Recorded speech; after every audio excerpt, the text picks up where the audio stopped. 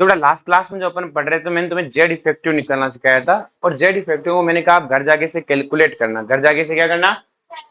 आपने इसे कैलकुलेट किया भी होगा ऐसा मैं सोचता हूँ, बाकी किया होगा नहीं होगा वो तो तुम ही जानो। एक सेकंड।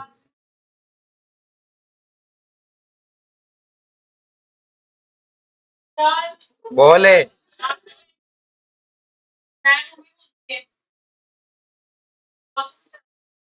तब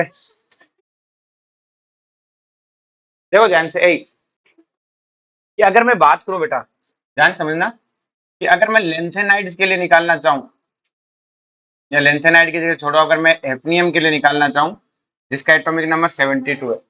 कितना है बेटा? 72। अगर मैं इसकी इलेक्ट्रॉनिक कॉन्फ़िगरेशन लिखूं तो 1s2 2s2 2p6 3s2 3p6 4s2 3d10 4p6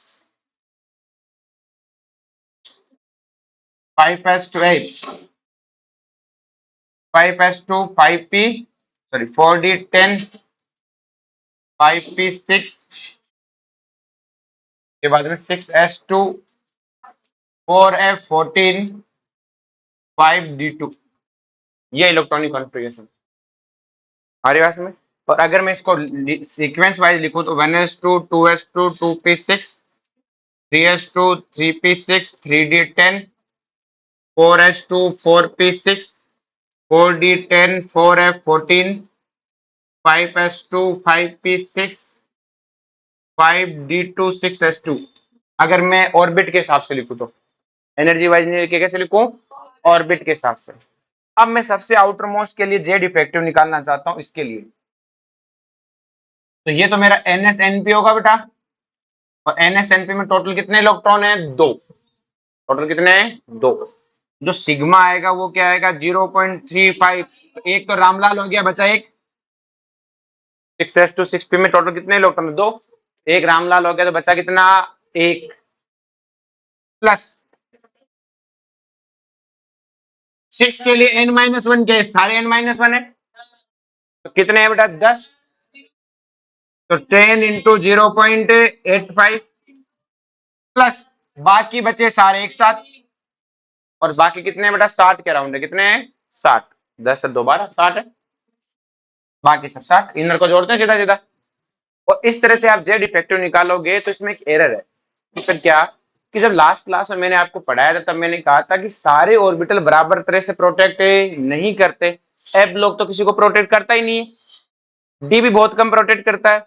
लेकिन आपने यहाँ पे एक चीज देखी होगी कि आपने इस एफ का उतना ही कंट्रीब्यूशन लिया है जितना इस एस का लिया है। वन ही कंट्रीब्यूशन इसका लिया और वन ही कंट्रीब्यूशन इसका लिया, तभी तो 60 में। सबका बराबर कंट्रीब्यूशन लिया है कि नहीं लिया आपने? आपने यहां पर भी इस पी का भी 0.85 कंट्रीब्यूशन लिया, इस डी का भी कितना लिया है, जबकि बात तो नहीं होनी चाहिए थी ना। कंट्रीब्यूशन तो क्या आना चाहिए था? अलग अलग आना चाहिए था। हमारी बात में इसलिए हम जो जेड इफेक्टिव निकालते हैं वो 20 या 22 एटॉमिक नंबर तक ही सही वर्क करता है, उसके बाद उसमें एरर है। उसके बाद उसमें क्या है? एरर। समझ में आ गई एरर क्या है? कि सर उसमें ये एरर्स है। बताना नहीं चाहिए ना, 4F का जो वो नहीं होना चाहिए जो आप बोल रहे हो। बात हुई थी हमारी लास्ट क्लास में कि सब क्या बराबर अलग अलग तरीके से प्रोटेक्ट करते हैं, तो इसका तो प्रोटेक्शन बहुत कम है हमारी भाषा में।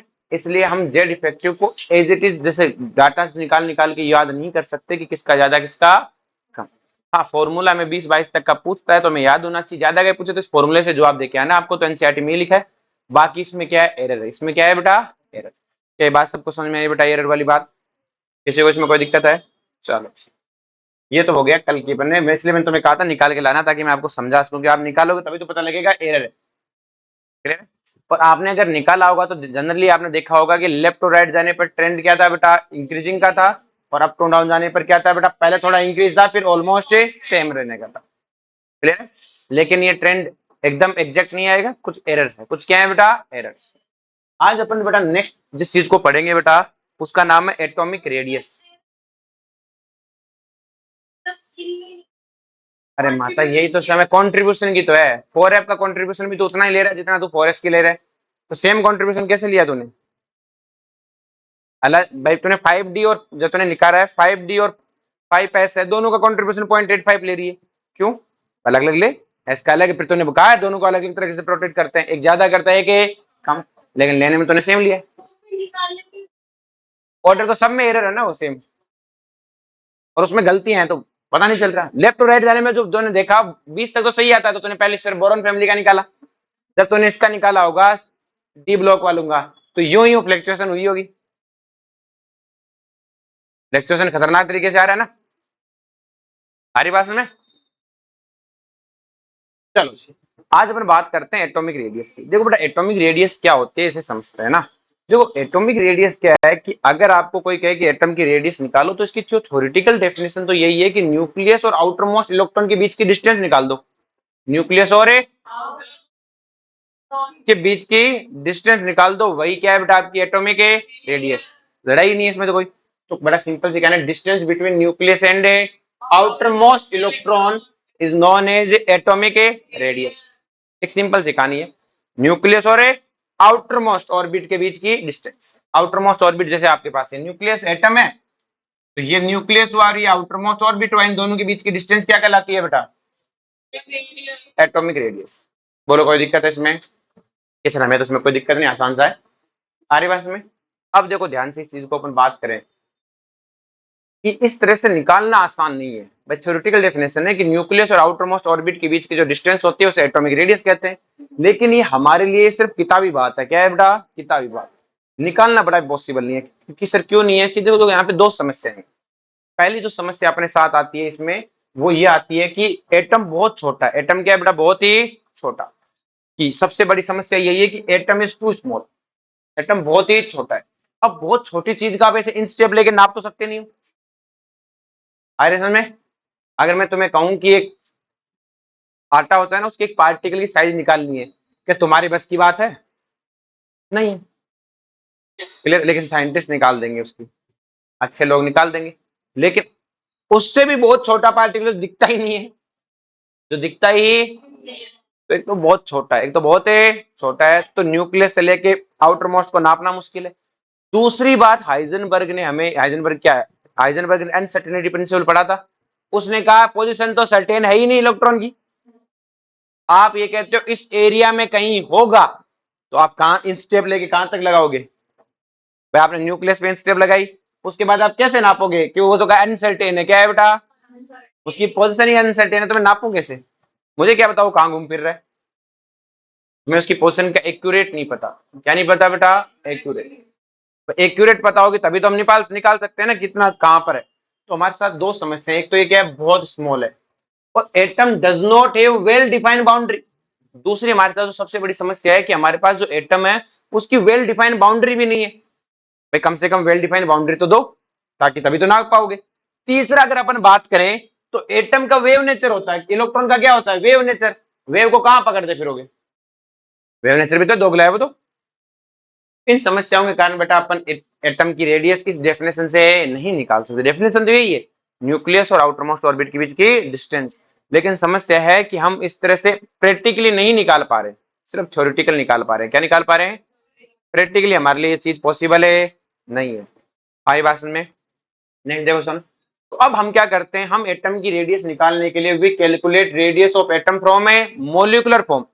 हम एटम की रेडियस उसके मोलिकुलर फॉर्म से निकालते हैं। किससे निकालते हैं?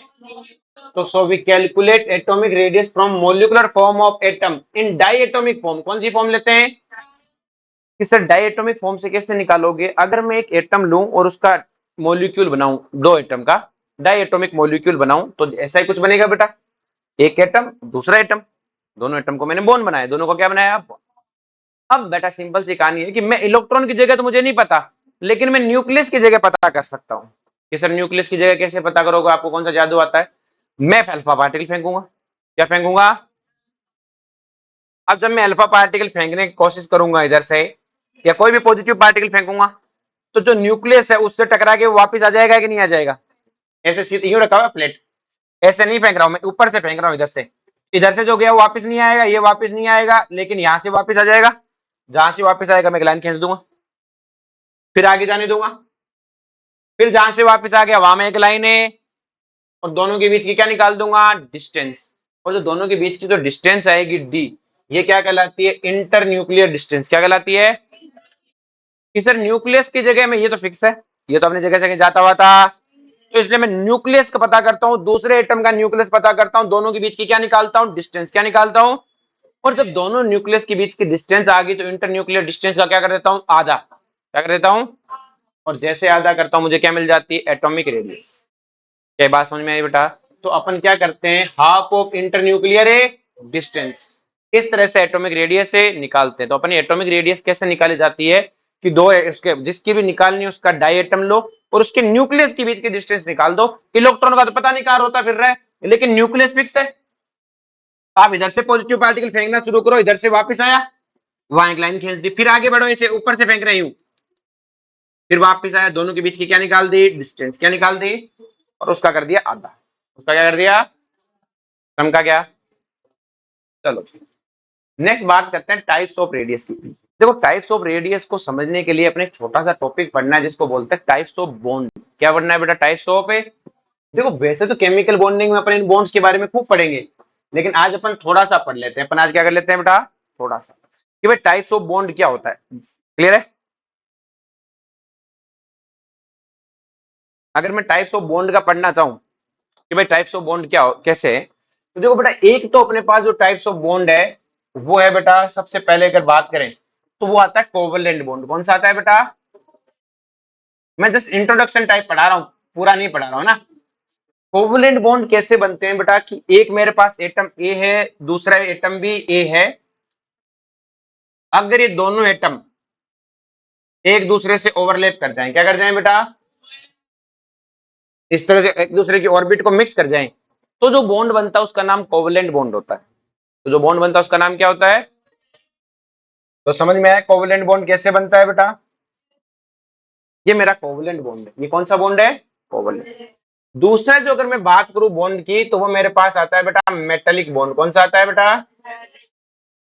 जो मेटेलिक बॉन्ड बनते हैं अगर दो एटम ए हैं, इस तरह से, इस तरह से क्या बनता है मेरे पास बेटा? Metallic bond. क्या बनता है? Metallic bond. इन दोनों के ये एकदम ऑर्बिट एक दूसरे को टच कर रही होती है, एकदम बराबर नहीं बना। एक सेकंड को, दोनों ऑर्बिट बराबर है, एक एटम ये है और एक एटम है, इस तरह से परफेक्ट, ना तो ऑर्बिटल का ज्यादा मिक्स हुआ ना कम। ये से बनता है मेटेलिक बॉन्ड, ऑर्बिटल का इस तरह से मिक्सिंग, एक दूसरे में मिक्स हो गए तो कोवलेंट बनते हैं, इस तरह से रहे तो मेटेलिक। और तीसरे नंबर पे अगर मैं बात करूं आयनिक बॉन्ड की, किसकी बात करूं बेटा? देखो आयनिक बॉन्ड बनते ही पहली बात तो दो डिफरेंट एटम में, सेम एटम में बनता ही नहीं है। इसमें बनता दो डिफरेंट एटम में। एक एटम मेरे पास ये है और एक एटम मेरे पास है ये है, एक केटाइन और एक एनाइन। क्योंकि आयनिक बॉन्ड तभी बनता है केटाइन और एक एनाइन। देखो मैंने एक को छोटा और एक को बड़ा बताया, एक को छोटा और एक को बड़ा बताया। हमारी बात में ऐसा क्यों हुआ वो बाद में बात करेंगे। बोलो कोई दिक्कत है?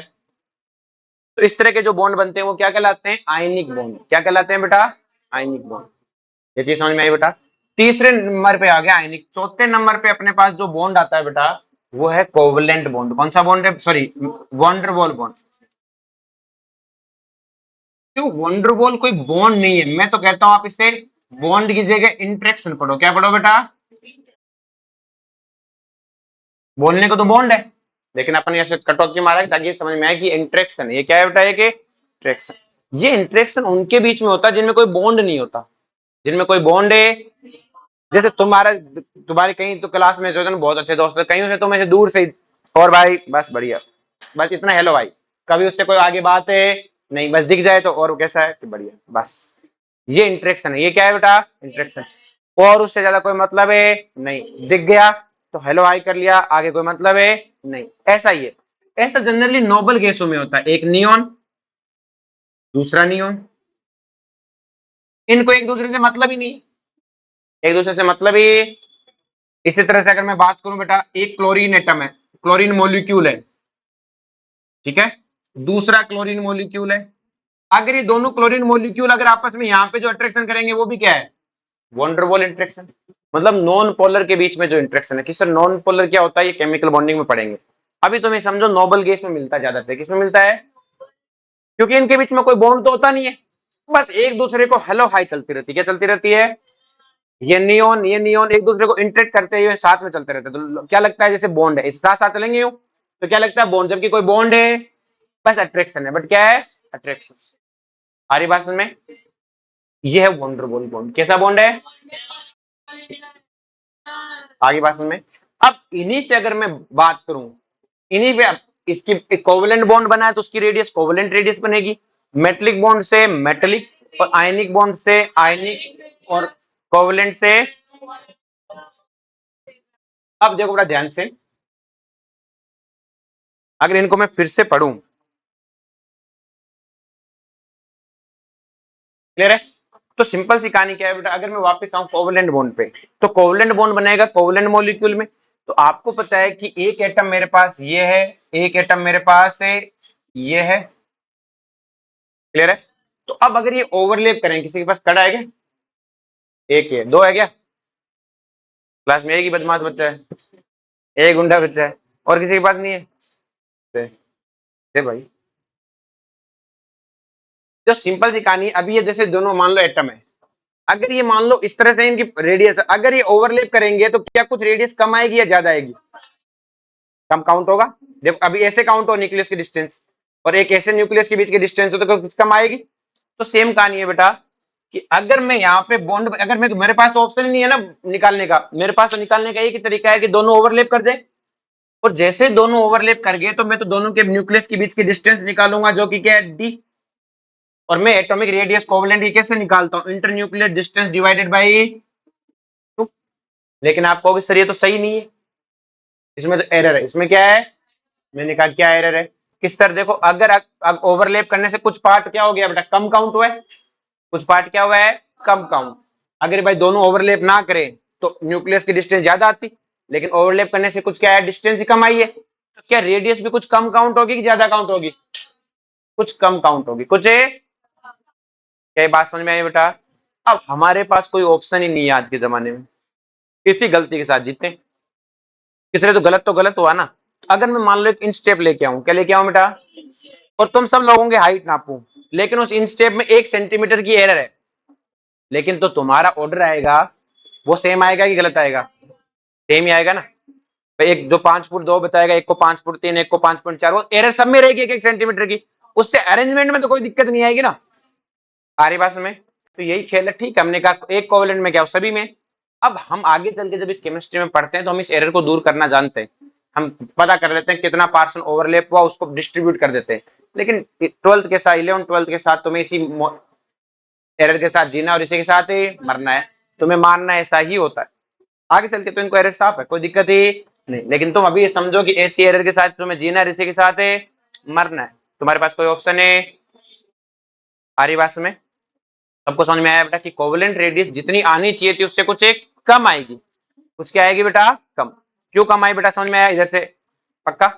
अगर मैं इसी चीज को आगे ले जाऊं मेटेलिक रेडियस में, तो मेटेलिक रेडियस में तो ऑर्बिटल एकदम फिक्स फिक्स टच करते हैं। तो इन दोनों के बीच का जो डिस्टेंस निकालूंगा, क्या वो एकदम आधी आएगी कि नहीं आएगी? कि सर एकदम आधी आएगी, हमें कोई दिक्कत ही नहीं। इंटरन्यूक्लियर डिस्टेंस निकालो, आधी करो, काम बढ़िया। बोलो कोई दिक्कत है? पक्का? नेक्स्ट में बात करते हैं आयनिक रेडियस की। किसकी बात करते हैं? तो केटाइन और एनाइन में क्या रहता है? कुछ गैप रहता है। कुछ क्या रहता है बेटा? गैप।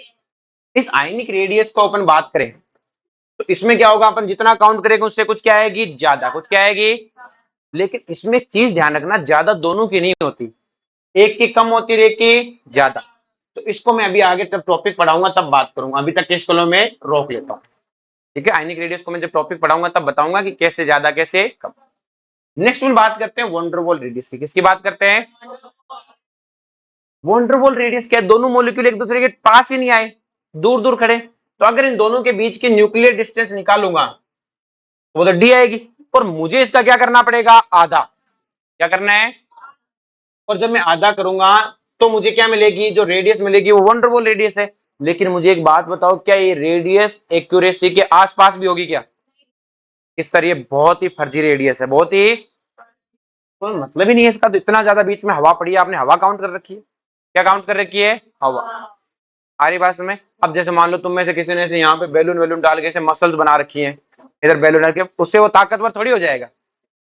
आ रही बात में तो हवा काउंट हो रही है, तो क्या हो रही है, हवा साइज में बड़ा थोड़ी है, क्लियर है। आप इनमें बहुत सारी तो क्या काउंट कर रहे हो, हवा, क्लियर है। इसलिए वंडरबॉल रेडियस सबसे बड़ी है, लेकिन एक्यूरेट में बड़ी, अगर आप वंडरबॉल ही निकालोगे तब तो बड़ी है। और नोबल गैस कौन सी रेडियस दिखाती है, वंडरबॉल रेडियस। कि सर हमारे पास कोई और तरीका नहीं, हाँ हमारे पास तरीका, हम निकाल लेते हैं आजकल एक्यूरेट, और एक्यूरेट निकालते हैं तो सबसे बड़े, लेकिन हमें कुछ ना कहा गया हो तो हम इनकी वंडरबॉल रेडियस लेते हैं। कौन सी रेडियस लेते हैं, और इनकी वंडरबॉल रेडियस बहुत ही बड़ी होती है। ये बात सबको समझ में आई बेटा, पक्का। चलो जी, तो अब अगर मैं बात करूं कि कौन सी रेडियस सबसे बड़ी होती है इन चारों में से, तो वंडरबॉल तो अपने आप ही बड़ी होनी है। सबसे बड़ी कौन होनी है, वंडरबॉल। आयनिक को अभी रुक जाओ, ये ऑर्डर यहाँ पे क्यों है, इसको छोड़ते हुए पढ़ते हैं। तो वंडरबॉल सबसे बड़ी है, वंडरबॉल सबसे बड़ी, इसकी कोई बराबरी। उसके बाद अगर मैं बात करूं तो मेटेलिक और कोवलेंट में कौन बड़ा है, मेटेलिक, और फिर कोवलेंट। आयनिक फिर दो पार्ट में टूटती है, किधर बात, कैटायन एनायन में, किसमें टूटती है, ये एनायन के हिसाब से लिखी हुई है, कैटायन के हिसाब से भी मैं बताता हूँ, क्लियर है। तो आपने क्या पढ़ा कि सबसे ज्यादा बड़ी रेडियस कौन सी है, वंडरबॉल। कौन सी है, आयनिक को छोड़ो अभी, फिर कौन है, मेटेलिक, क्योंकि मेटेलिक एकदम एक्यूरेट है। और कोवलेंट कुछ एक कम है, कोवलेंट कुछ क्या है, कम। क्या ये बात सबको समझ में आई बेटा, जितनी हमने गिनी उससे वंडरबॉल बहुत ज्यादा है, कोवलेंट जितना होना चाहिए उससे कम है, मेटेलिक एक्यूरेट है, आयनिक में भी एरर है। आयनिक में भी क्या है, पर आयनिक में दो तरह के एरर होती है, कैटायन भी होता है और एक है एनाइन। तो दोनों को अलग अलग सेपरेटली पढ़ेंगे तो ज्यादा अच्छा समझ में आएगा। यहाँ तो मैं आयनिक बोल दूं तो कौन सा आयन बोला है तो बताया नहीं, कैटायनिक बोला या एनाइनिक, इसलिए मैं इसको लिख नहीं रहा हूँ। यहाँ पे जो लिखी हुई है एनाइनिक फॉर्म की लिखी हुई है, किसकी लिखी हुई है, कैटायनिक में नीचे समझा दूंगा। अगर अपन नीचे बात करें, ये फैक्टर है, वेक्टर नहीं है, वेक्टर इफेक्टिंग एटॉमिक रेडियस, ठीक है। चलो बात करते हैं फैक्टर इफेक्टिंग एटॉमिक रेडियस की, कौन से फैक्टर्स हैं जो एटॉमिक रेडियस को इफेक्ट करते हैं। देखो बेटा, अगर अपन बात करें, अपन ने एक फॉर्मूला पढ़ा था एटॉमिक स्ट्रक्चर में, radius equal to 0.529 n square upon Z effective. देखो जेड तो बोलना चाहिए था, लेकिन अब अगर मैं बात करूं तो वो तो वन इलेक्ट्रॉन सिस्टम था, तो क्या मैं इस फॉर्मूले को इस तरह से मॉडिफाई कर सकता हूं, N square upon Z effective, क्योंकि प्रोपोर्शनल साइन तो वन एक इलेक्ट्रॉन सिस्टम के हिसाब से आया हुआ है ना। मल्टी इलेक्ट्रॉन सिस्टम में तो ये बोलना अच्छी बात नहीं है ना, मुझे क्या पता प्रोपोर्शनल साइन क्या आएगा, लेकिन हाँ ये जरूर आ सकता है। अब ये भी एक्चुअल नहीं है, लेकिन इससे अपना काम बन जाएगा समझने में, इससे क्या आ जाएगा, बात आ जाएगी, समझ सकते हैं कि कैसे हो रहा है, क्लियर। तो रेडियस क्या है, N square upon a Z effective. अब आपको पता है बेटा, जब आप पढ़ के आए हो, जब हम क्या करते हैं, we move up to down, अगर हम जब अप टू डाउन जा रहे होते हैं तो आपका एन क्या रहता है बेटा, एन बढ़ता रहता है। देखो लिथियम, इसका आउटरमोस्ट 2s1 है, इसका 3s1 है, इसका 4s1 है, इसका 5s1 और इसका यही है। अब जब मैं अप टू डाउन जा रहा हूं तो एन तो बढ़ रहा है, लेकिन जेड इफेक्टिव या तो थोड़ा बहुत इंक्रीज है या कांस्टेंट है, या फिर क्या है, तो अप टू डाउन जाने पे जेड इफेक्टिव कांस्टेंट, या तो थोड़ा बहुत इंक्रीज होता है या कांस्टेंट है, लेकिन एन बढ़ रहा है, और एन बढ़ रहा है तो एटॉमिक रेडियस बढ़ेगी या घटेगी। ये जनरल ट्रेंड बता रहा हूं, सब फॉलो करे, इसकी कोई गारंटी नहीं है। तो अपन क्या बोलेंगे, when we move up to down atomic radius से increase, decrease in Z effective, sorry atomic radius increase because, atomic radius से increase because Z effective remaining same, या नियर बाय सेम बोल दो, nearby same, but principal quantum number है increases. Principal quantum number क्या हो रहा है बेटा, इंक्रीज हो रहा है। क्या बात समझ में आई बेटा, चलो जी। नेक्स्ट में अगर मैं बात करूं, अगर मैं अप टू डाउन नहीं जाके लेफ्ट टू राइट जाऊं, तो आपने कल निकाला था जेड इफेक्टिव में, अगर आप देखो तो ये जैसे बोरोन है, कार्बन, नाइट्रोजन, ऑक्सीजन, फ्लोरीन, इसके आउटर मोस्ट क्या है, 2s2 2p1, 2s2 2p2, 2s2 2p3, 2s2 2p4, 2s2 2p। अगर आप लेफ्ट टू राइट देखो तो क्या प्रिंसिपल क्वांटम नंबर बढ़ रहा है क्या, मतलब एन तो आपका सेम है, लेकिन जेड इफेक्टिव कंटिन्यूअसली बढ़ रहा है, और जेड इफेक्टिव बढ़ रहा है तो रेडियस घटेगी या बढ़ेगी, घटेगी। तो चलो अब से हम इसको याद नहीं करके सीधा बोलते हैं कि अप टू डाउन जाने पर रेडियस से बढ़ती है, लेफ्ट टू राइट जाने पे घटती है। लेकिन हमसे वो स्टेटमेंट में पूछेगा कि अप टू डाउन जाने पर साइज बढ़ती है, नीचे क्या लिखेगा कि Z effective near by same है और एन बढ़ रहा है, सही बात। यू बोले कि जेड इफेक्टिव घट रहा है, जेड इफेक्टिव कहीं नहीं घटता, जेड इफेक्टिव कहीं नहीं घटता। समझा क्या? वो बोले लेफ्ट टू राइट जाने पे एटॉमिक रेडियस घट रही है, ठीक है सही बात है, क्योंकि जेड इफेक्टिव बढ़ रहा है, सही बात है। यूं बोलते एन बढ़ रहा है, गलत बात है। क्या बात समझ में आई बेटा? चलो जी, ये समझ में आ गया सबको। अब अपन नेक्स्ट बात करते हैं, when principal quantum number is same, जब आपका प्रिंसिपल क्वांटम नंबर क्या हो, सेम हो, और चार्ज पार्टिकल। अब मैं चार्ज पार्टिकल पढ़ा रहा हूं, इसमें 2-3 पॉइंट है, आप कॉपी में लिख लेना, यहाँ नहीं लिखा हुआ, घर पे जब लिखो तब लिख लेना कि एक तो या तो सिचुएशन क्या होनी चाहिए फॉर चार्ज पार्टिकल के लिए, मैं क्या देखना चाहता हूं,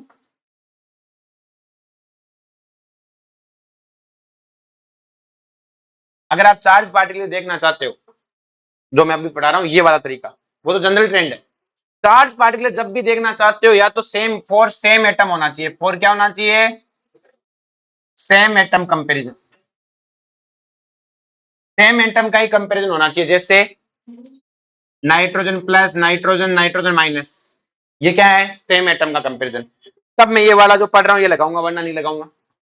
जो अभी मैं पढ़ूंगा ना चार्ज वाला, ये सारी नोटंकी ये तभी लगाने जब या तो ऐसी सिचुएशन हो एक ही एटम हो, तो आइसो इलेक्ट्रॉनिक होने की कोई जरूरत है नहीं है, आपकी मर्जी है जो करो, सारी बात में।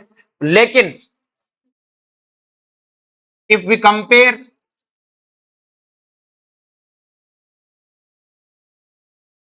different charge particle, if we compare different charge particle, then they must iso electronic क्या होने चाहिए।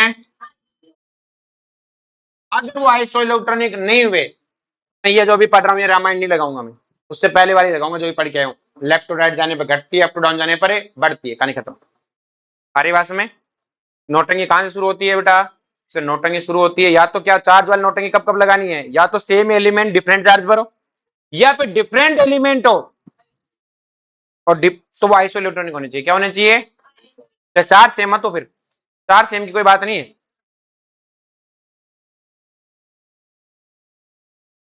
फॉर सेम एटम कंपेयर, हाँ sorry, for same atom compare, हम कब चार्ज पार्टिकल वाला कब यूज कर सकते हैं, जब सेम एटम में कंपेरिजन हो, किसमें बेटा, सेम एटम में, फॉर सेम एटम में कंपेरिजन ऑफ एटॉमिक रेडियस।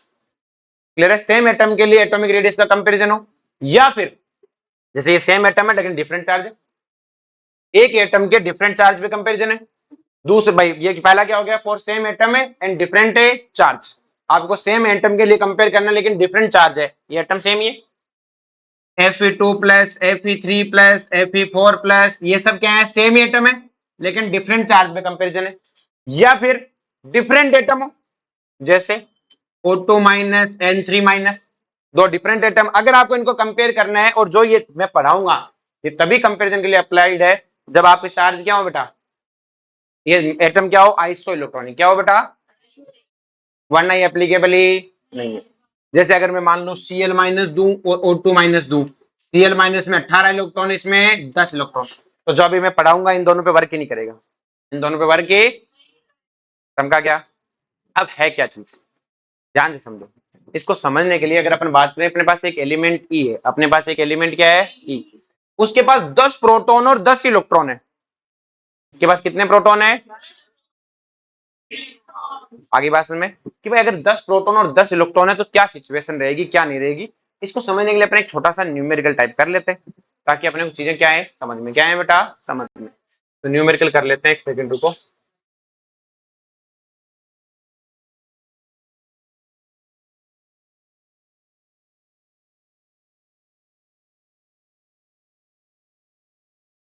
देखो ये मेरे पास एटम O है, इसकी electronic configuration 1s2 2s2 2p4, ये एटम O प्लस है बेटा, इसकी 1s2 2s2 2p5 sorry 2p3, और ये O माइनस है, इसका क्या होगा 1s2 2s2 2p5, यही होगा। ये एटम ऑक्सीजन है, O प्लस मतलब इसमें से एक इलेक्ट्रॉन कम कर दिया और O माइनस इसमें एक इलेक्ट्रॉन है बढ़ा दिया। क्लियर है? अगर मैं आपसे इसमें सिग्मा निकालने को कहूं तो सिग्मा कैसे निकालोगे बेटा, NSNP के लिए 0.35 इंटू कितने इलेक्ट्रॉन है 6, तो 6 में से तो एक रामलाल हो गया, बचे कितने? 5। तो 0.35 इंटू 5 प्लस 0.85 इंटू n-1। तो बताओ इसमें से n-1 कितना है बेटा? सेकंड के लिए निकाले तो एक 1 और ऑर्बिट कौन सी? 1। कितने इलेक्ट्रॉन है? 2। क्या चीज चमकी क्या? पक्का। 0.35 इंटू 5 प्लस 0.85 इंटू 2, ये सिग्मा आया। इसको मैंने लिखा सिग्मा 1। क्या लिखा? सिग्मा। तो यहाँ तो जेड आएगा वो क्या आएगा? 8 माइनस सिग्मा 1 आएगा। यही तरीका है। अगर मैं इसके लिए निकालना चाहूं सिग्मा 2, तो इसके लिए निकालना आउटर मोस्ट। तो आउटर मोस्ट में कितने हैं? 5। 5 में से एक तो क्या हो गया? रामलाल। बचे कितने? तो 0.35 इंटू 4 और n-1 कितना है? First orbit. और फर्स्ट ऑर्बिट में कितने इलेक्ट्रॉन है? 2।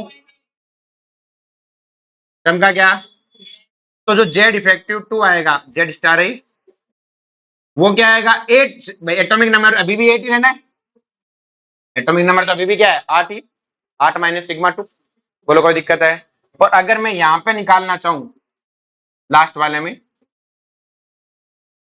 तो आपको पता है बेटा सिग्मा 3 निकालूंगा। तो अब बताओ आउटर मोस्ट में कितने? 7। एक तो हो गया रामलाल। बचे कितने? 0.35 इंटू 6 प्लस n-1 कितना हुआ? 2। 2 में से एक, सॉरी 2 तो कितना हो गया? 0.85 इंटू, तो जो Z3 आएगा वो क्या आएगा बेटा? Z3 स्टार क्या आएगा? 8 माइनस है। यही हुआ। अब आपको पता है बेटा यहां से साफ साफ दिख रहा है कि यहां पे जो सिग्मा 1 है, क्या वो बटा सिग्मा 1, सिग्मा 2 और सिग्मा 3, अगर मैं देखूं तो क्या सिग्मा 3 सबसे बड़ा है कि नहीं है? देखो ये टर्म तो सब में कॉमन है। यहाँ 5 से मल्टीप्लाई, यहाँ 4 से और यहाँ 6 से, तो आप यही बोलोगे कि सिग्मा 3 बड़ा है सिग्मा 1 से और सिग्मा 1 बड़ा है सिग्मा 2 से। देखो यहाँ सिग्मा 2 आएगा, 4 से मल्टीप्लाई हो क्या आएगा? ये 5 से और ये 6 से, तो ये सबसे बड़ा आएगा। फिर ये आएगा और सबसे छोटा सिग्मा 2 आएगा। अब आपको पता है जिसका सिग्मा बड़ा होगा उसका जेड इफेक्टिव छोटा होगा। सिग्मा क्या है? शील्ड। जितना शील्ड कर दोगे इफेक्टिव चार्ज उतना ही कम आएगा। तो आपको पता है सिग्मा 1 सिग्मा 3 सबसे बड़ा है। तो अगर 8 में से सबसे बड़ी वैल्यू को घटाओगे तो क्या Z3 सबसे छोटा आएगा? अगर मैं Z1 और Z2 में कंपेयर करूं तो यहाँ सिग्मा 1 और सिग्मा 2 में से सिग्मा 1 बड़ा है, और बड़ी वैल्यू घटाऊंगा तो Z1 छोटा आएगा, और सबसे बड़ा क्या आएगा? Z2। क्या आएगा बेटा? इफेक्टिव चार्ज किसका बढ़ाया बेटा? इसी का बढ़ाया। पॉजिटिव चार्ज वाले का इफेक्टिव चार्ज क्या है? ज्यादा, और नेगेटिव चार्ज वाले का इफेक्टिव चार्ज क्या है? कम। तो हुआ क्या कि सर पहले देखो सिंपल सी कहानी कि पॉजिटिव चार्ज बढ़ने से जेड इफेक्टिव बढ़ता है। क्या ये स्टेटमेंट समझ में आया क्या? कि सर पॉजिटिव चार्ज बढ़ने से, देखो इस पे O से O प्लस गया, तो देखो Z2 बढ़ा है Z1 से। मैं सिग्मा की बात नहीं कर रहा हूं। पॉजिटिव चार्ज बढ़ने से क्या बढ़ गया बेटा? Effective nuclear charge. क्या बढ़ गया बेटा? Effective nuclear charge. क्या बात समझ में आई बेटा? कि पॉजिटिव चार्ज बढ़ने से इफेक्टिव न्यूक्लियर चार्ज में क्या होता है? इंक्रीज होता है। क्या होता है? इंक्रीज। और नेगेटिव चार्ज बढ़ने से क्या होता है? डिक्रीज। जितना है सिग्मा 1 से क्या हो गया? कम। तो नेगेटिव चार्ज बढ़ने से जेड इफेक्टिव घटता है, और पॉजिटिव चार्ज बढ़ने से जेड इफेक्टिव। क्या ये बात सबको समझ में आई बेटा? अब आप इसको ऐसे भी समझ सकते हो कि एक एलिमेंट ई है जिसमें 10 प्रोटॉन और 10 इलेक्ट्रॉन है। आपने कहा हाँ 10 प्रोटॉन और 10 इलेक्ट्रॉन है। मैंने कहा इसमें से मैंने एक इलेक्ट्रॉन निकाल दिया, तो जैसे निकाला तो ई प्लस बनेगा, तो 10 प्रोटॉन और 9 इलेक्ट्रॉन बचेंगे। तो पहले 10 प्रोटॉन 10 इलेक्ट्रॉन को क्या कर रहे थे? कंट्रोल। 10 प्रोटॉन किसको कंट्रोल कर रहे थे? 10 इलेक्ट्रॉन को। एक बराबरी की सी बात थी बेटा। अब क्या है बेटा? 10 प्रोटॉन और 9 इलेक्ट्रॉन, क्या पकड़ के अंदर खींच लाएगा कि नहीं लाएगा? यहाँ देखो एक प्रोटॉन पे एक इलेक्ट्रॉन पे एक प्रोटॉन है, और यहाँ एक प्रोटॉन एक इलेक्ट्रॉन पे एक से ज्यादा प्रोटॉन है, क्योंकि 9 इलेक्ट्रॉन पे 9 प्रोटॉन हो गया, बचा एक प्रोटॉन एक्स्ट्रा है कि नहीं? तो क्या वो एक्स्ट्रा प्रोटॉन ज्यादा इफेक्ट लगाएगा कि नहीं लगाएगा? लगाएगा। यहाँ पे देखो बेटा E2 प्लस का मतलब 2 इलेक्ट्रॉन निकाल दूं, तो अब 8 इलेक्ट्रॉन पे कितने प्रोटॉन बचे? 10। क्या ये और ताकत से अंदर खींचेंगे? इसे अंदर खींचेंगे। मतलब क्या हुआ कि पॉजिटिव चार्ज बढ़ने के साथ साथ पर इलेक्ट्रॉन नंबर ऑफ प्रोटॉन बढ़ रहे हैं।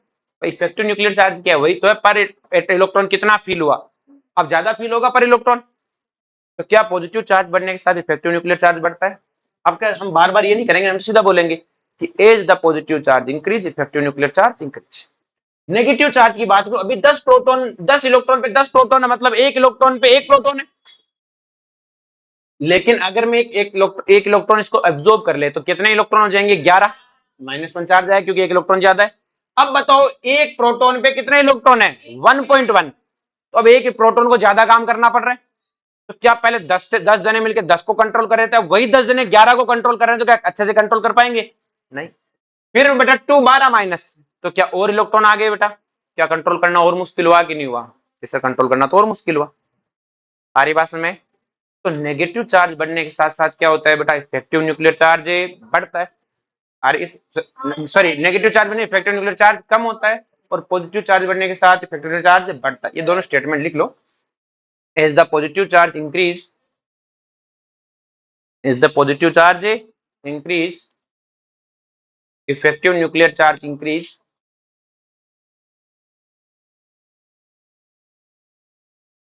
effective nuclear charge increase। Clear? Next लिखो।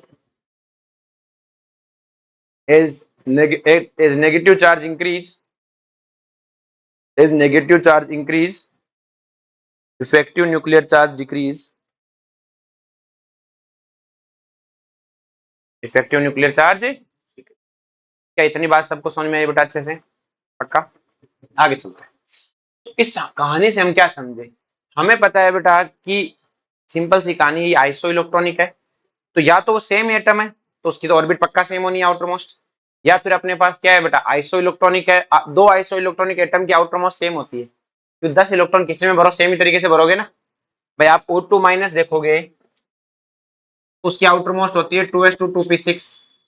नियोन की भी आउटर मोस्ट 2s2 2p6। क्या आउटर मोस्ट सेम है कि नहीं? किस आउटर मोस्ट तो क्या है? सेम। आउटर मोस्ट क्या है? आई बात में। तो अपन क्या कहेंगे कि किसी भी एटम पे, अब मुझे पता है कि n तो सेम होता है, और इफेक्टिव न्यूक्लियर चार्ज बढ़ने से साइज बढ़ेगी या घटेगी? घटेगी। अभी पढ़ा है radius inversely proportional to Z effective, R equal to N square upon a Z square.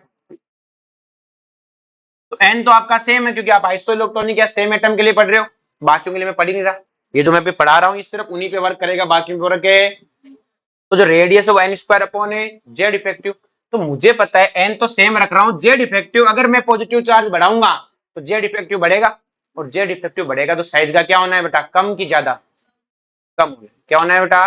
कम। हमारी बात में। और अगर मैं, ध्यान समझना, जेड इफेक्टिव को वैल्यू घटाऊं, जेड इफेक्टिव कब घटेगा? जब नेगेटिव चार्ज बढ़ेगा। कब बढ़ेगा?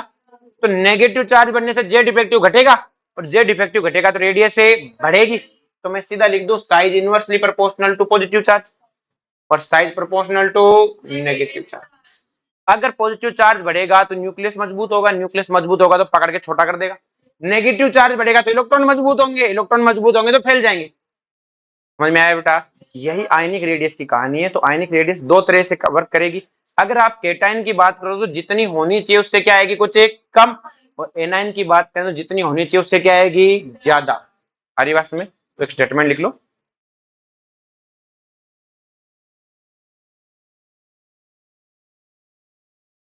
As negative charge increase, as negative charge increase,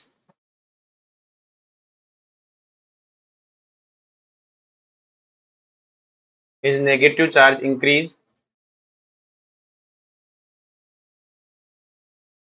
size of anion and negative charge increase,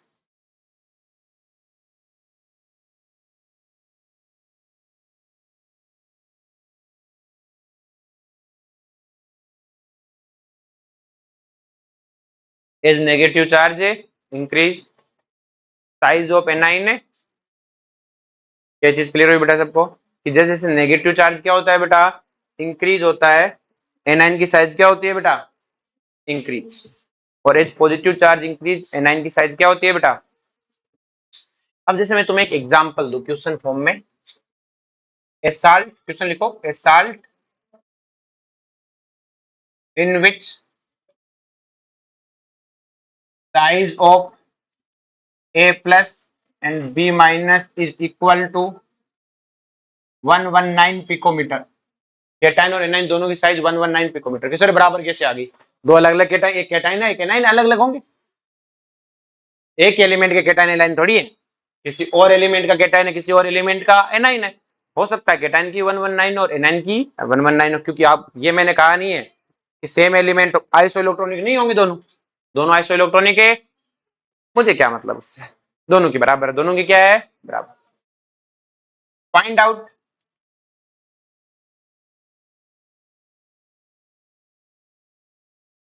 size of atom A and atom B. अब मैंने केटाइन एनाइन की साइज नहीं पूछी है बेटा, एटम ए और एटम बी की न्यूट्रल स्टेट में पूछी है। किसमें पूछी है? Neutral state. ऑप्शन आपको दिए हुए हैं बेटा, पहला ऑप्शन है 119 पिकोमीटर, 119 पिकोमीटर। ऑप्शन सेकंड है 120 पिकोमीटर, सॉरी 119 को हटा देते हैं, ऑप्शन बदल देते हैं थोड़ा सा, एक second. 118 picometre, 118 picometre, 120 picometre, 120 picometre. Option 3 है 119 सॉरी 118 पिकोमीटर, 120 पिकोमीटर। और ऑप्शन 4 है बेटा 120 पिकोमीटर और 118 पिकोमीटर। इस तरह से अपन ने ऑप्शन बदल दिए। अब देखो,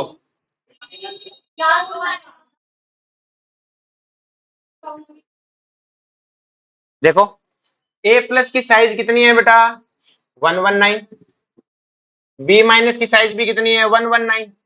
तो मुझसे एटम ए की पूछी है, क्या पूछी है? अब जो ए प्लस की साइज है बेटा, क्या उसमें और ए में अगर मैं बात करूं तो किसकी साइज बड़ी होगी, एक की ए प्लस की? एक की साइज बड़ी होगी, क्योंकि केटाइन आने पे साइज की संख्या घटी है। तो जितनी ए की साइज है, क्या उस ए प्लस की साइज उस ए से छोटी होगी बेटा? क्योंकि केटाइन आने पॉजिटिव चार्ज आने पे जो जो ओरिजिनल साइज उससे कुछ कम ही आई होगी। तो इसका मतलब ए कहता है मैं तो ए प्लस से पक्का बढ़ाऊं, ए प्लस से पक्का। अगर वो 119 है तो मैं पक्का ऑप्शन के हिसाब से 120 हूं। मैं कितना हूं? ऑप्शन के हिसाब से देखना होता है इसको, आ रही बात में। लेकिन अगर मैं बी माइनस की बात करूं तो बी और बी माइनस में पूछूं तो बी क्या कहेगा कि ये बी माइनस फर्जी है, मुझसे ज्यादा साइज दिखा रहा है, क्योंकि नाइन आने पे साइज बढ़ती है। तो बी और बी माइनस में से बात करूं तो दोनों सेम एलिमेंट है, और आपस में कंपेरिजन नहीं है, दो सेम एलिमेंट है कि हाँ सेम एलिमेंट है। और एक एलिमेंट में अगर नेगेटिव चार्ज बढ़ता है तो जेड इफेक्टिव घटता है और साइज बढ़ती है, इसका मतलब बी माइनस बी से बड़ा है। तो अगर बी माइनस 119 पिकोमीटर का है तो बी तो क्या होगा बेटा 119 से छोटा, और ऑप्शन के हिसाब से वो क्या है 118।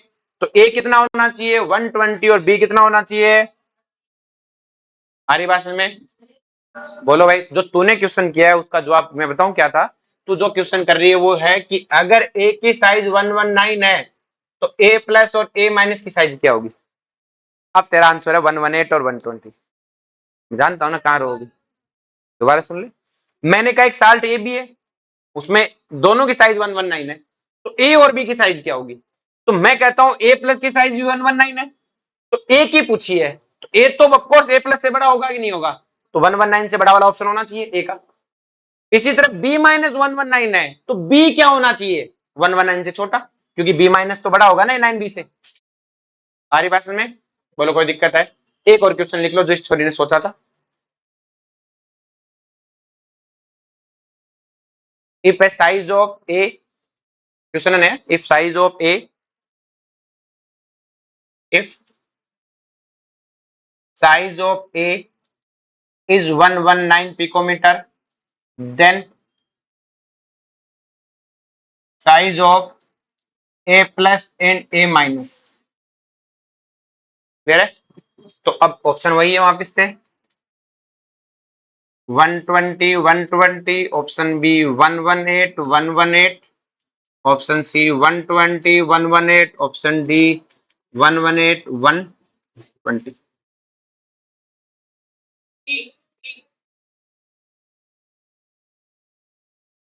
देखो मुझे पता है ए प्लस और ए माइनस में से ए माइनस बड़ा होगा, ऐसा ही होगा क्योंकि पॉजिटिव चार्ज आने पे साइज कम होती है। तो ए प्लस की साइज ए से कम होगी और ए माइनस की साइज क्या होगी बेटा ए से ज्यादा होगी। तो अगर ये 118 है 119 है तो ये 119 से छोटा होगा और ये 119 से बड़ा। तो ऑप्शन के हिसाब से ये क्या होगा 120 और ये 118। जो तो जिस क्वेश्चन का जवाब देना चाह रही वो ये था। आई बस क्वेश्चन को समझो, रटा रटाया फॉर्मूला मत टिकाओ, ठीक है कि सर हमें तो एक पैटर्न सा याद है, तो उसी का आंसर टिका देंगे। ले पढ़ो उस क्वेश्चन को क्या कहना चाह रहा है, आगे बात समझ में। अब क्वेश्चन लिखो बेटा, find out arrange in the increasing order of atomic radius, arrange in the increasing order of atomic radius, arrange in the increasing order of atomic radius. Clear, चलो।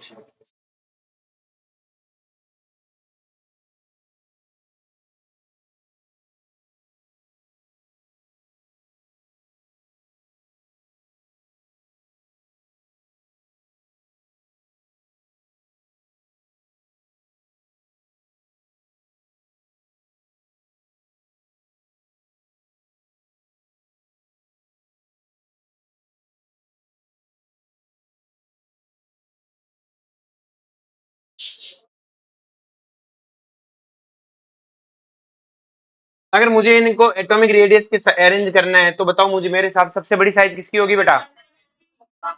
पॉजिटिव चार्ज बनने पे साइज घटती है। अब यहाँ positive charge वाले की size क्या होगी? कम। नेगेटिव वाले की, यहाँ पे नेगेटिव वाले की साइज क्या होगी? ज्यादा। तो देखो चार्ज वाला इफेक्ट जो मैं लगा रहा हूं, मैं इसलिए लगा पा रहा हूं क्योंकि सबकी क्या थी बेटा? सेम एटम है। क्या है बेटा? Same atom. अगर मैं ये क्वेश्चन दूं,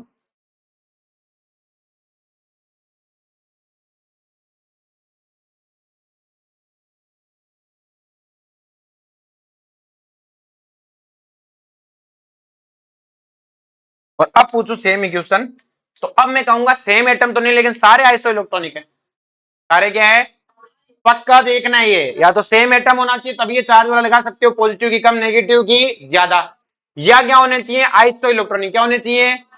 ये आइसो इलेक्ट्रॉनिक है। क्या है बेटा? साथ साथ में लिख लेना, ये पीडीएफ में नहीं है क्वेश्चन, मैं सोचो पीडीएफ से कर लोगे। ये क्या है? Iso electronic. क्या है बेटा? क्लियर है? अगर ये आइसो इलेक्ट्रॉनिक है तो आपको पता है मैं सीधा चार्ज से देखूंगा, जिसपे नेगेटिव चार्ज ज्यादा उसकी साइज है ज्यादा, जिसपे सॉरी मुझे पूछ लेना, मैं बता रहा हूं इससे ज्यादा आता है क्या? क्लियर है? तो नेगेटिव चार्ज की साइज क्या होगी? ज्यादा, और पॉजिटिव की क्या होगी? कम। ये बात समझ में आई बेटा? पक्का। लेकिन अगर मैं तुम्हें यह क्वेश्चन दूं, Cl minus O2 minus F minus, अब बताओ निकाल सकते हैं? चार्ज से नहीं निकाल सकते, कोई और तरीका देखेंगे। चार्ज के हिसाब से ये तो पक्का है कि ये दोनों भाई साहब आइसो इलेक्ट्रॉनिक है, ये दोनों भाई साहब क्या है? तो ये O2 माइनस तो बड़ा है, लेकिन Cl माइनस और O2 माइनस की बात करो तो इसका आउटर मोस्ट है 3s3p और इसका है 2sa, और आपको पता है 3s2 3p6 तो बड़ा ही होगा। 3s2 3p6 तो आरी बात में 3s2 3p6 तो बड़ा ही होगा। समझा क्या? पक्का। तो अब आप देखोगे कि पहले हम n देखेंगे। क्या देखेंगे बेटा? n। अगर चार्ज वार्ज नहीं दिखा तो अपन n देखेंगे। क्या देखेंगे? n। आरी बात में तो लिखो बेटा, इसमें लिख देना, we decide according to principal quantum number. वही left to right up to down वाले कहानी होगी, decided through principal quantum number. ये आइसो इलेक्ट्रॉनिक है नहीं थे, लिख लो बेटा कॉपी में, यहीं से लिखना है, पीडीएफ में उल्टा सुल्टा ऑर्डर में। हाँ, चार्ज सेम हुए तो आइसो इलेक्ट्रॉनिक में तो चार्ज से देख लो ना। सेम है, देखो सेम एलिमेंट है तो चार्ज से देख दो। Same element different charge, same element है डिफरेंट चार्ज, डिफरेंट चार्ज लेकिन सॉरी डिफरेंट एलिमेंट लेकिन आइसो इलेक्ट्रॉनिक, अभी भी चार्ज चल रहा है। डिफरेंट एलिमेंट लेकिन आइसो इलेक्ट्रॉनिक है नहीं है, तो वही left to right up to down.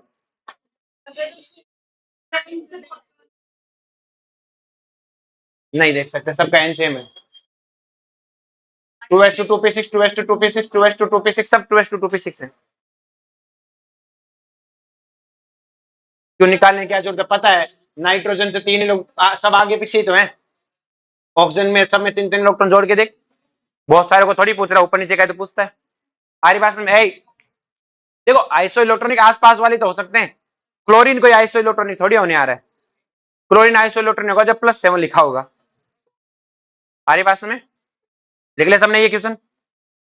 Next देखो, अगर वो हमसे ऐसा लिख दे F minus Cl minus Br minus और I माइनस, अब पूछे अब बताओ, हमें साफ दिख रहा है आइसो इलेक्ट्रॉनिक तो किसी हाल में नहीं है, लेकिन एक ही ग्रुप में और एक ही ग्रुप में अप टू डाउन जाने पर क्या होता है, साइज बढ़ती है। अप टू डाउन जाने पर साइज बढ़ती है।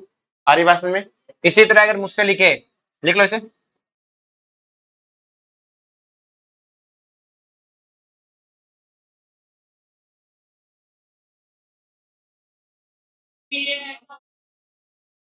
तो मुझे पता है कि ये कोई आइसो इलेक्ट्रॉनिक वाला पंगा तो है नहीं, और लेफ्ट टू राइट जाने पे साइज घटते, लेफ्ट टू राइट जाने पर साइज है।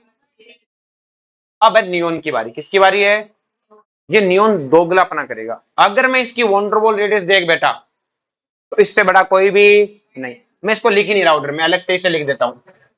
अगर मैं वंडरबॉल रेडियस बढ़ू बात करूं, तो वो तो फर्जी रेडियस है, इसकी कोई बराबरी होगी क्या? जनरली वंडरबॉल रेडियस कोवेलेंट की दुगनी होती है।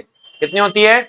जहां वंडरबॉल रेडियस है ना, उसके लिए नीचे लिख लेना कि van der Waals radius equal to 2 time of covalent radius.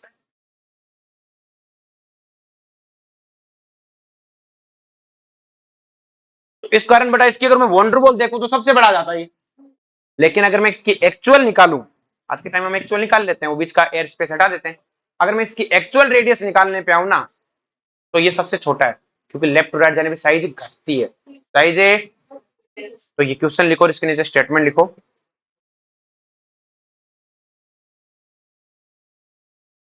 When we move, when we move left to right, when we move left to right, atomic radius decrease, atomic radius decrease,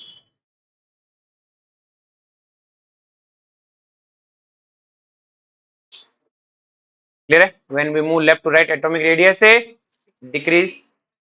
clear है? तुझे चाहिए क्या? छिन लाते हैं सर। चलो जी ध्यान से, atomic radius decrease होती है। नेक्स्ट लिखना, if we compare van der Waals radius of noble gas, if we compare van der Waals radius of noble gas, if we compare van der Waals radius of a noble gas, then it maximum in the period, then it maximum in the period, in the period, but if we compare their actual radius, but if we compare their actual radius, then it minimum in the period, तो ये अपने period में क्या होगी बेटा? Minimum. आई बात समझ में? स्टेटमेंट समझ में आया? नेक्स्ट देखो, अपने पास है beryllium, magnesium, aluminium, silicon, phosphorus, sulphur, chlorine, argon. तो लेफ्ट टू राइट जाने पे क्या होगी? साइज बढ़ती है। इसको हटा देते हैं, ऑर्गन वाले को अपन लिखेंगे नहीं, इसके दोगला है। तो ये भी क्या है? अगर इसकी वंडरबॉल गिनी तो सबसे बड़ा है, और एक्चुअलिटी में सबसे छोटा है। अब ऑप्शन में कुछ ना है तो वंडरबॉल गिननी है। क्या गिननी है? वंडरबॉल। स्टेटमेंट वाइज पूछे तो अपने को जवाब देना। हाँ, एनसीईआरटी ने क्या वंडरबॉल से लिख रखा है? किससे लिख रखा है? वंडरबॉल से। एक्चुअलिटी में तो इसकी सबसे छोटी है। हाँ, पर देखेंगे अभी अपन छोड़ रहे हैं, अपन तो छोड़ रहे हैं। क्लियर है? एक्चुअलिटी में तो सबसे छोटा है। बोलो इसमें कोई दिक्कत है? नेक्स्ट सुनो ध्यान से, यहाँ तक सबको समझ में आया? अब अपन जिस चीज को पढ़ना चाह रहे हैं, नेक्स्ट ध्यान से समझना। तो मैंने एक चीज देखी, क्या अगर मैं नोबल गैसों को एक्चुअल रेडियस से देखूं, तो क्या सबसे बड़ा ग्रुप एल्कलाइन मेटल ही है? लिथियम अपने ग्रुप का टॉपर है, बेरिलियम अपने ग्रुप का टॉपर है, तो सारे एल्कलाइन मेटल अपने ग्रुप के टॉपर होंगे कि नहीं होंगे? तो लिखो बेटा, in the period, in the period, in the period alkaline metal, in the period alkaline metal have highest atomic size या लार्जेस्ट एटॉमिक साइज। क्या होता है बेटा? Largest atomic size. एक पीरियड की बात है। किसकी बात है बेटा? ये पीरियड की। बोलो कोई दिक्कत है? अब अगर मैं यही चीज अप टू डाउन देखूं बेटा, अपने पास क्या है बेटा?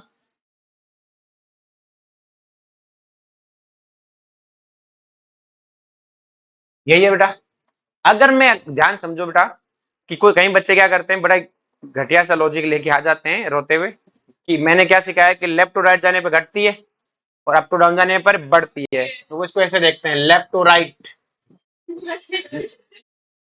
मास्टर ने पढ़ाया तो था लेफ्ट टू राइट। ये देखो ये रहा left to right. Left to right रिका टका घटा देते हैं। अबे गधों, left to right periodic table में यूं थोड़ी लिख के देखा तुम्हें यहाँ। तो अब बताओ पीरियोडिक टेबल में ये लेफ्ट टू राइट है कि अप टू डाउन है? अप टू डाउन है। तो पीरियोडिक टेबल का अप टू डाउन यहाँ मत देखना कि मास्टर ने सिखाया था ये लो टकाक जैसे आंसर लिख दिया। क्लियर? ऐसा नहीं करने का है ना। एटॉमिक रेडियस में अप टू, पीरियोडिक टेबल में अप टू डाउन, और पीरियोडिक टेबल में जब मैं अप टू डाउन जाता हूं तो सीजीएम डाउन आता है।